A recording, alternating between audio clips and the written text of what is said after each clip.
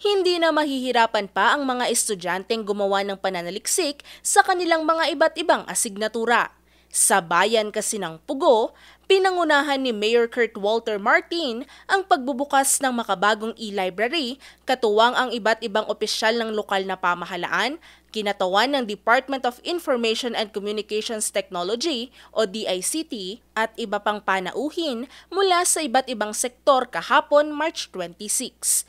Malaking hakbang ito para bigyan ng mas malawak na akses sa impormasyon at teknolohiya ang mga estudyante at mamamayan ng Pugo.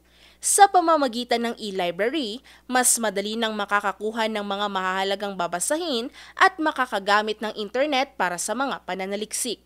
Ang Pugo Municipal Public E-Library ay ang pampitong e-library sa buong lalawigan ng La Union na patunay na patuloy na pag-usbong ng bayan pagdating sa edukasyon at digital literacy.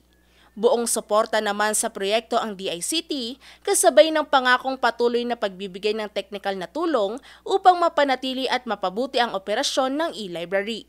Ang lokal na pamahalaan ay umaasa na mas marami pang programa ang maisa sa katuparan upang patuloy na mapaunlad ang kalidad ng edukasyon sa Pugo. Valerie Dismaya, RNG News.